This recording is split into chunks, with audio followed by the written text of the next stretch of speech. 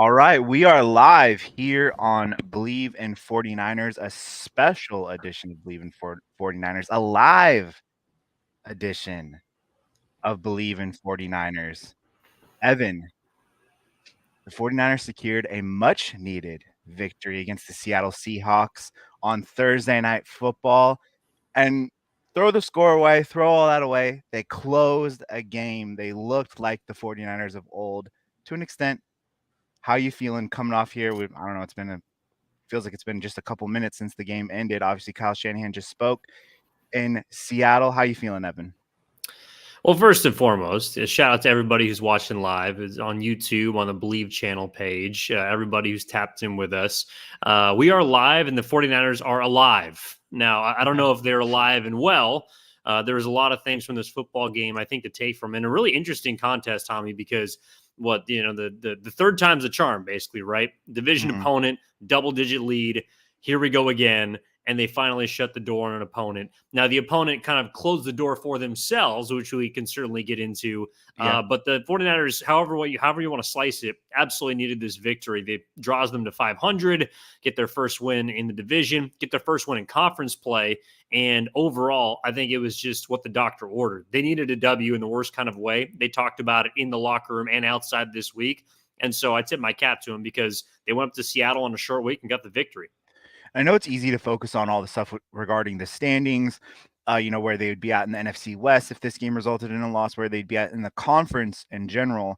Kind of throwing all that out, this felt very much like a get over the hump style win. I don't think a team that is coming off a run to the Super Bowl needs like a confidence builder, especially with the talent they have up and down that roster.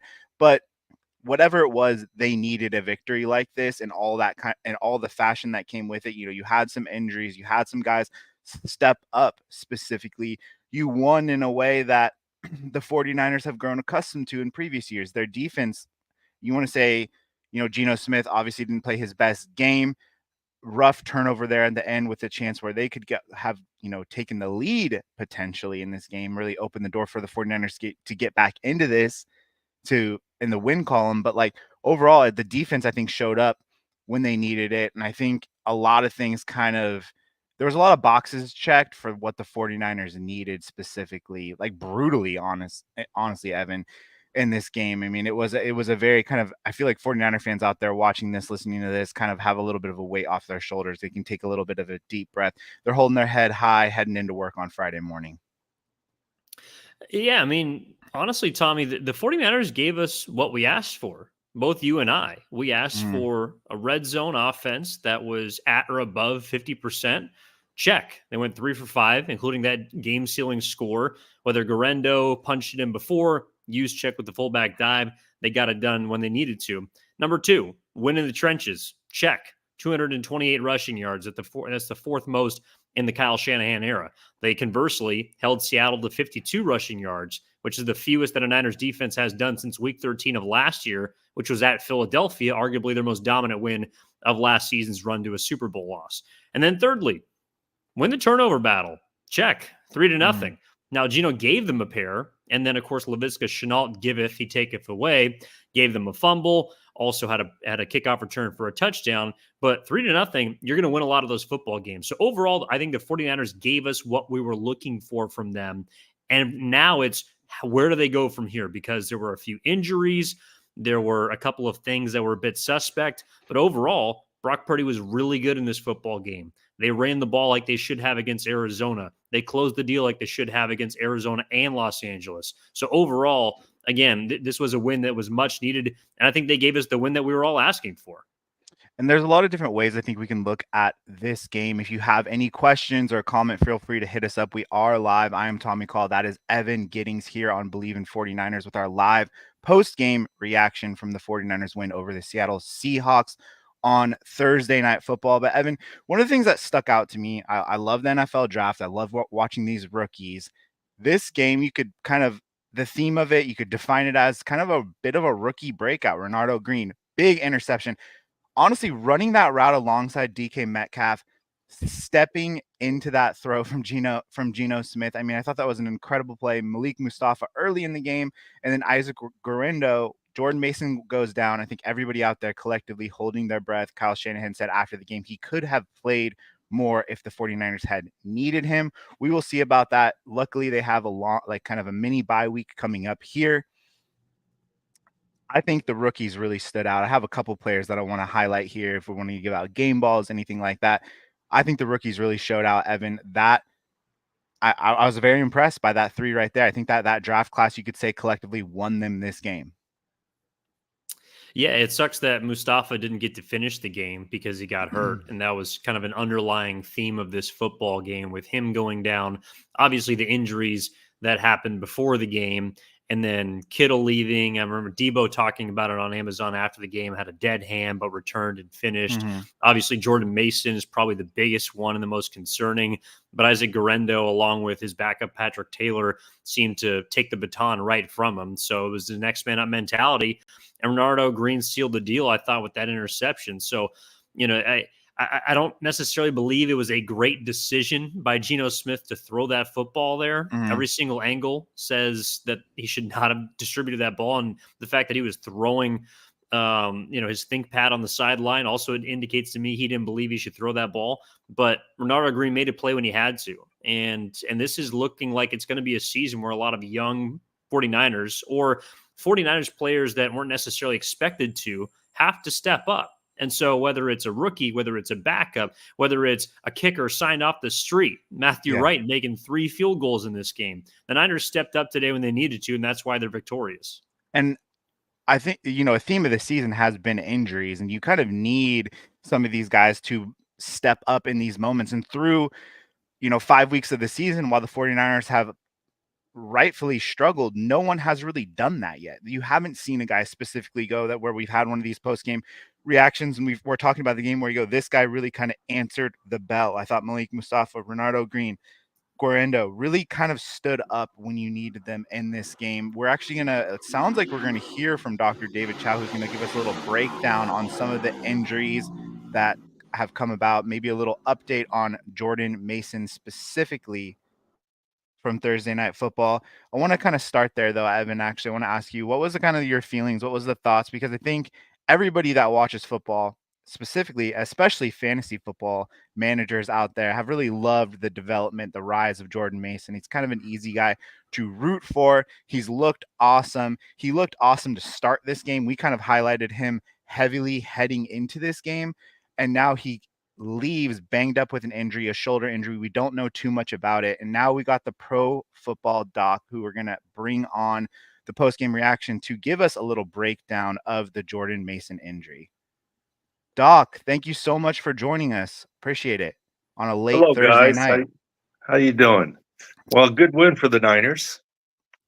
Good win, but a costly one. Yeah. Yeah. I mean, mini bye going forward. Let's see what happens, right? Yeah. So, Doc, I want to ask you, what did you see from Jordan Mason when he came down with that injury in the second quarter? We obviously saw him exit the game, come back out, and then even play one snap, but it seemed like he was still pretty banged up when he came off the field in the third quarter. Well, in game by video, it looked like an injury. It was said to be shoulder, but it looked like an injury to the end of the collarbone, like an AC joint. Much more rare SC joint, but AC joint sprain. And he went in the locker room, maybe got a pain-killing injection. You saw the tape on his shoulder and kinesio tape. Tried to return, valiant effort, not 100%, and exited again. But I don't see this as a long-term injury. It's not season-ending. It's not surgical. That's good news. Is he going to miss some practice time and maybe a little bit of time going forward? It's possible. And but you guys got a lot of good depth, so that's all good news. Yeah, Dr. David Chao joining us here on the Believe in 49ers live postgame reaction of the Niners and Seahawks victory. Also, make sure to check out everything that he does with Sports Injury Central at SISCscore.com. Doc, in regards to Jordan Mason, is that an injury, whether it's to the shoulder, perhaps to the collarbone, that Niner fans should be worried about being, a multiple week type of injury? Because they do have a bye week coming up in a few. And I just think right now 49ers fans are a bit jaded or kind of just have the idea of a running back going down, another one dropping in the back of their mind. So is this one that you would expect to keep him out beyond next week, a long week, so to speak? Well, he's certainly going to miss some practice time likely, but, he could do another game day injection in 10 days and try and play. And I don't remember exactly when your bye is, but he's certainly going to be back and playing before CMC is. I mean, that's into November, right? Yeah. And Doc, before I wanted to, to get you out of here with this one, if Jordan Mason does come back next week, let's just say, is this an injury that we're going to have to, 49er fans are going to have to, worry about if he goes out there and he says he gets 5 carries, 6 carries in the first quarter and he comes a little back a little shaky? No, I don't think so. If he goes out there, they're going to be confident that he can go. No one wants to activate a guy and have him only be partway there. The injury was significant. We knew he needed an injection in game. We gave him a pretty low, what we call 6 score, sports injury central score of 43, meaning, not real good, even if he comes back. Valiant of him to try and come back. And he gave it a try and then he gave way. So it is what it is. It's certainly going to hamper him a little bit, but I don't see it as long-term or IR worthy or surgical. That's some positive news. That's some positive news to take away, because I think we're kind of all playing the guessing game right now, Doc, but I know it is late here for you. So I appreciate you so much for joining us here on Believe in 49ers. Get an instant reaction. That's the type of coverage you get here on a post-game live reaction. Appreciate it, Doc. Nice. All right. Thanks, guys. Bye. All right. We have a little bit of an idea of what Jordan Mason's injury, whatever you want to call it, is looking like at this point. From everything that Doc said, it does kind of concern me a little bit to push him back out there, because he has been such a central piece of the 49ers offense. And I think one thing this team has struggled with, and we saw a little bit of a step forward tonight, at least, is consistency, right? Because Christian McCaffrey, he was just so consistent. He was such a sense of just reliability, especially in the red zone, where you could kind of look to him and it felt like an easy score. Jordan Mason was not that, but I mean, he was a lesser version of that. He was taking steps towards being that, while the 49ers have still had their red zone struggles. I don't know, Evan, would you, if it's a 50-50 situation and he may be a little bit banged up, do you send him out there against the Chiefs? Because that's who you play next, a Super Bowl rematch, a game that is just another regular season game. But I mean, it does have a lot of kind of juice behind it. It does, and that's natural where people's minds are going to go. But to me, Jordan Mason, with all due respect, he's just another cog in the machine. I think there was a reason why he was able to step up and be as effective as he was. And a lot of it is because of his style of running, and credit to him, but it's also because of the system that he runs in. And Kyle Shanahan, even before Christian McCaffrey, has produced incredible running backs. And I don't think it's a coincidence that Deebo Samuel, after the game, was referring to Isaac Guerrero as Baby Raheem. A lot of people were drawing Raheem Mostert comparisons watching this guy run, and he's only a rookie. So pressing it, maybe not. I just think, and similar to kind of echo what David Chao said when he joined us, if he's 100%, he's going to be out there. And if not, then he's not. And the Niners have shown that no matter who is out there, it isn't as if Jordan Mason has necessarily impacted the red zone, which is where they miss Christian McCaffrey the most. So, I mean, as much as Jordan Mason has been fantastic, I think the Niners are going to do what they have to get him healthy. And in the meantime, Isaac Guerrero, Patrick Taylor, they might sign someone off the practice squad or bring someone else in, similar to how they did the kicking position. They just got to fill those holes. And I think they've done a good job so far of showing us that no matter who it is, they can step in and be positive. Yeah, and so kind of diving back into this game, this is Tommy Call the third here, joined alongside Evan Giddings on Believe in 49ers, our live post-game reaction. See some people out there watching us. Thank you so much for joining. Hit us with a question or anything like a take, game ball. We all want to hear it here on Believe in 49ers. We're going to stick around for the next, 15 or 20 minutes or so, reacting to the 49ers win over the Seahawks. And speaking of consistency, it's one thing that I actually wrote about in my post-game story over at Niners Wire. I thought George Kittle was that tonight. 2 touchdowns. Evan, you brought it up a lot leading into this week about red zone offense. And we've missed that consistency with Christian McCaffrey because it just seemed like it was a given that he was going to score once the 49ers kind of got close to the end zone. Well, that hasn't been the case through the first couple weeks here. Now, the connection between Brock Purdy and George Kittle, it seems like Purdy's kind of found his guy, especially close to the end zone. 2 touchdowns, both 10 yards or under. He was very reliable. He came off the field at one point and re-entered the game and scored a touchdown right away. I thought it was he had a really impressive game, just a sense of consistency. What'd you see from 85 tonight? I mean, what I've seen is the continuation of a relationship that appears to be budding as one of the most lethal in the NFL, and that's between Brock Purdy and George Kittle.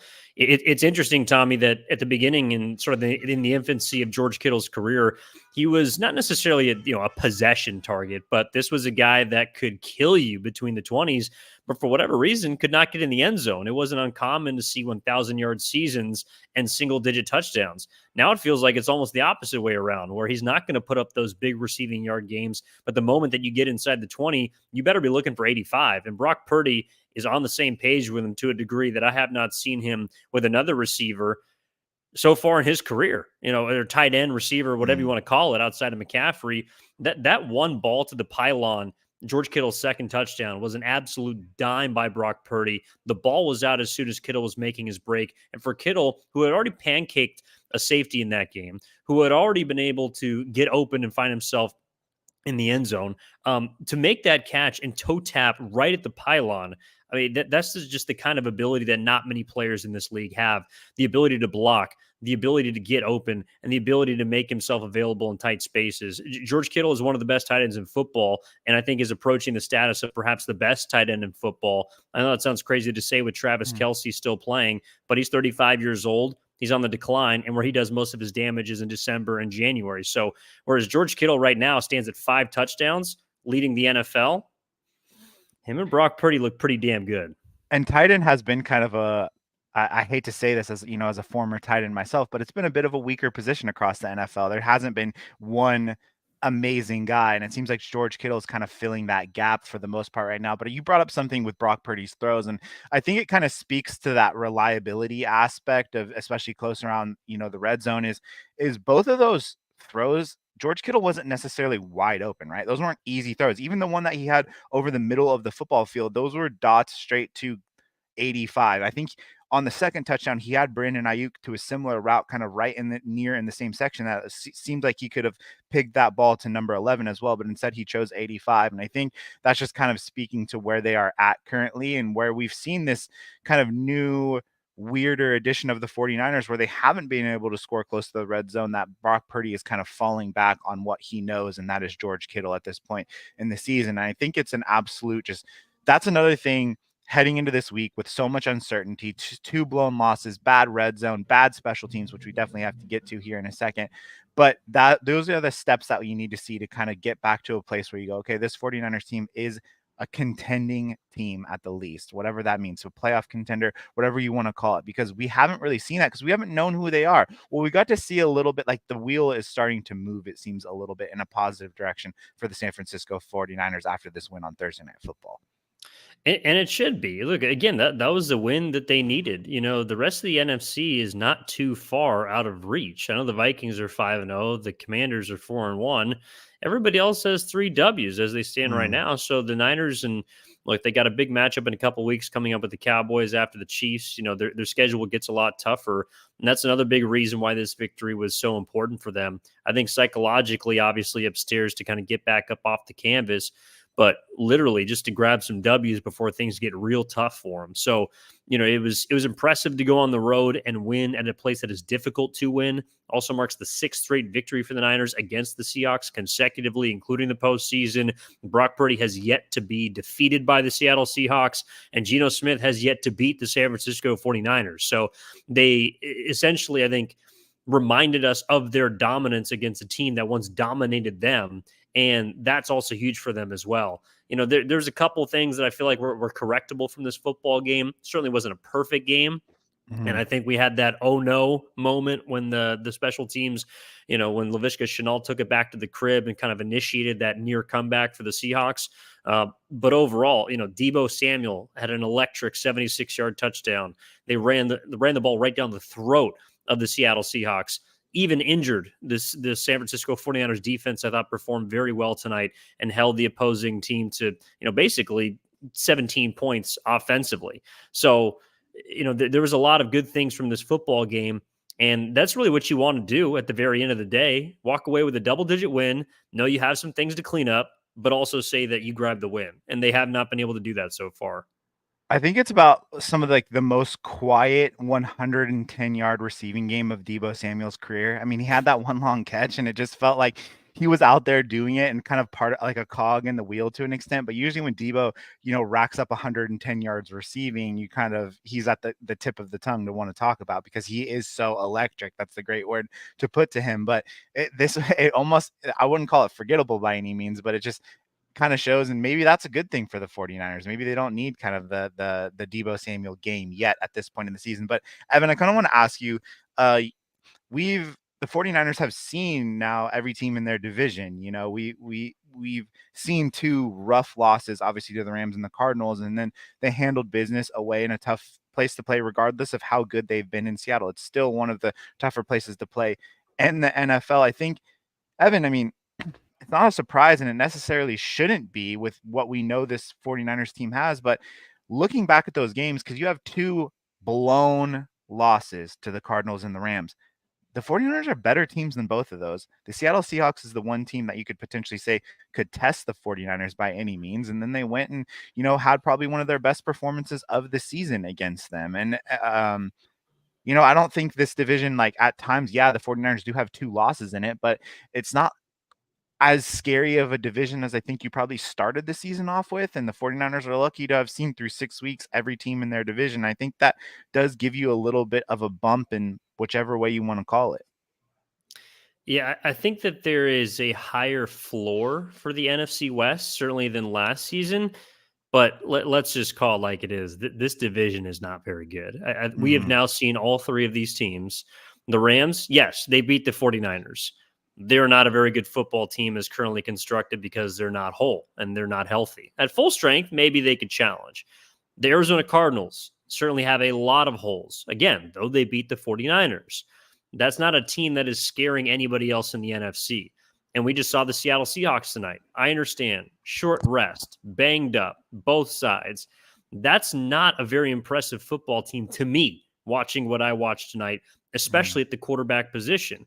So it begs the question, Tommy, and I'll throw this at you.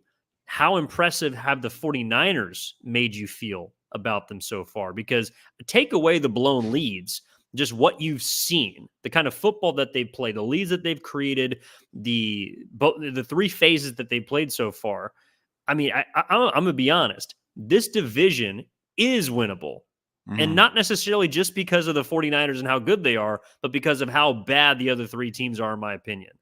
I think that's a great way to put it. And if this was 24 hours ago, I'd probably say, I'm not impressed at all. And I'm pretty darn nervous about the chances of where the 49ers stand in the NFC West. But now that you've gone through these three teams, because even watching the Seattle Seahawks close, that if you want to get into a shootout with them, I understand that could probably provide some nerves for the wrong team. But I don't think that's the 49ers style of football, talent specifically.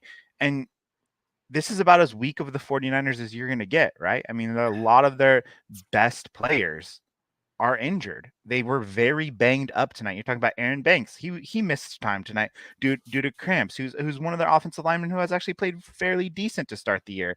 And so, now you look at this and go, okay, they can beat the Seattle Seahawks and they could do what they needed to do to win against the other teams with still no Christian McCaffrey and guys like that.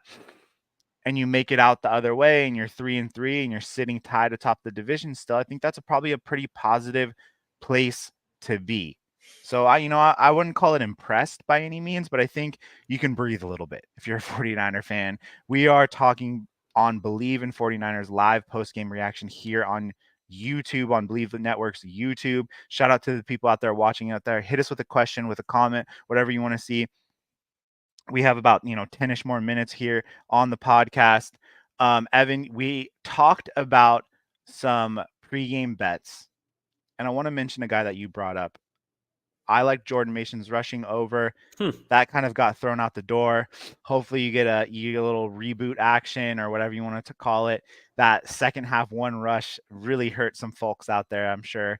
So that was a rough one. We were on Brandon Ayuk's under. That hit. But you brought up Nick Bosa and a sack. He did not register a sack in this game, but I mean, he did about everything else. I thought 97 put up one of his best games of the season. Pressure after pressure. Stone Forsythe had really no chance. I mean, that was like me blocking him out there. I mean, it was not pretty. It was a clear mismatch. I think on 3rd and 10, he had one of his best rushes where it was a near sack, and it basically just caused Geno Smith to throw the football away. 4th and 10, forced them to punt in a situation where, again, things were getting a little bit tight. I thought Nick Bosa played, I mean, honestly, one of his best games of the season. I think this is the type of game you look back and you go, okay, now maybe he gets 2 sacks against a Patrick Mahomes. He records a sack against Dak Prescott over the next 2 weeks. And this, you look back at this game against Seattle and said, this is where things really started to get going for Nick Bosa. Yeah, Nick Bosa, it pains me that he did not get a sack in this game because he absolutely deserved it. But, and actually, it's funny. I almost tweeted this out. You could see on his face the last sack that I think was credited to, it was either Malik Collins or Sam Okawanu, I think, one of those two. But you could see the disappointment on Bosa's face as he got up because he was there just a hair late. It wasn't as if he didn't beat his man. It wasn't as if he didn't create pressure, but he was a hair or a second late to getting that sack in the book because he was ready to do his so what dance, but he couldn't. And it felt like it was like that all night for him because he was in the backfield constantly. I mean, he was hell for Geno Smith and the Seattle Seahawks.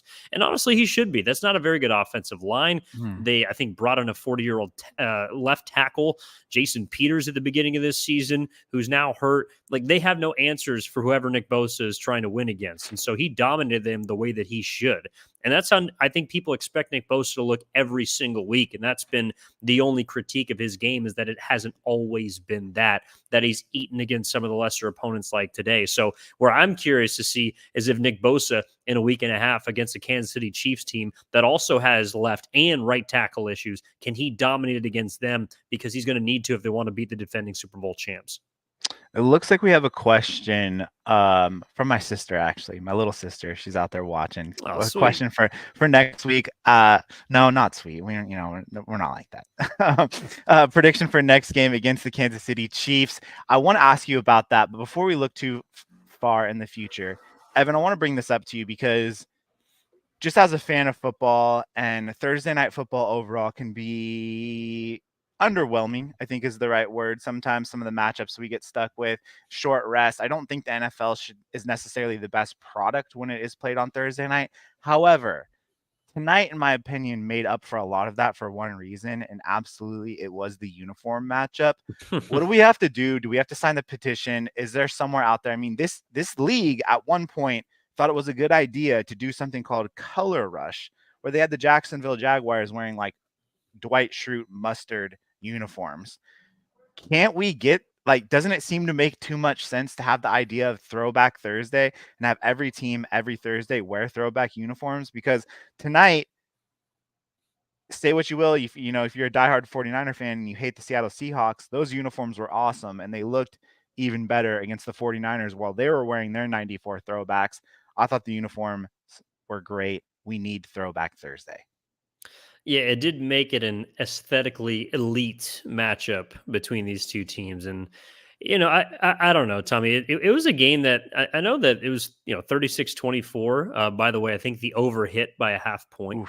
Or no, sorry, not a half point. The over was scored. But this wasn't a game.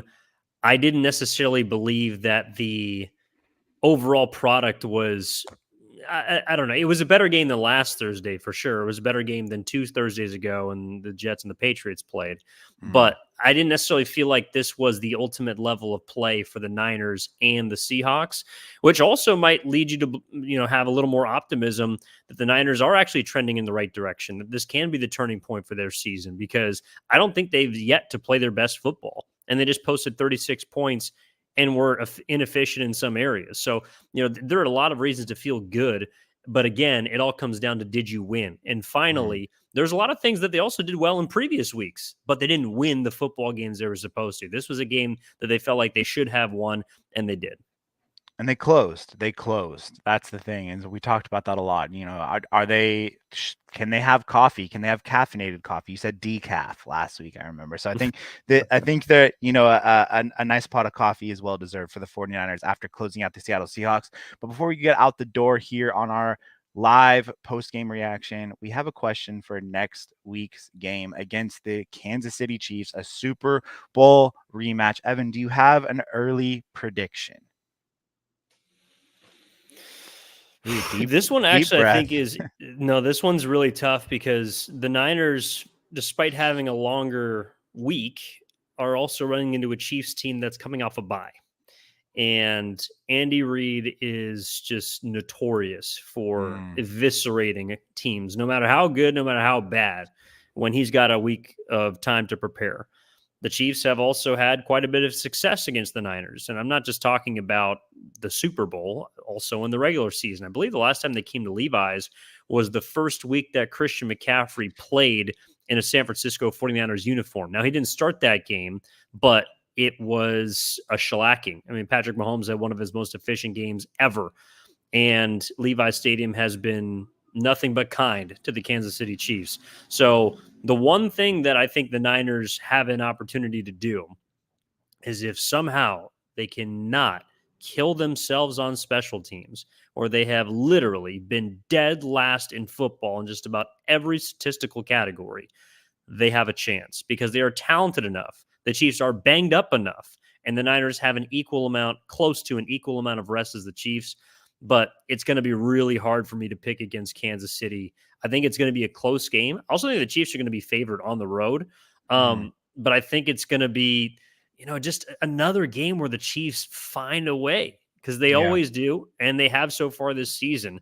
An early prediction, a way too early prediction, would be something like 23-20 KC. And I think you bring up a good point about special teams against the Chiefs, just because, Dave Tube, I think is how you pronounce his name. He's Andy Reid's longtime assistant coach. He's been a special teams coach. He's interviewed, it feels like, for every team in the NFL to be their head coach. He's kind of renowned as one of the best special teams coaches in the NFL. And continuously, the 49ers have kind of peeled back the curtain that this is not a good unit from top to bottom. And in a game where they're, for the first time probably this season, the 49ers are going to be matched kind of helmet to helmet in terms of talent, where these margins are going to be defined by little mistakes. And if the 49ers kind of open that door on the special team side of it, I think it could be ugly. But I'm excited for that game. The next 2 weeks for San Francisco 49ers football should be awesome, and we are going to be covering it here on Believe in 49ers. Thank you to everybody out there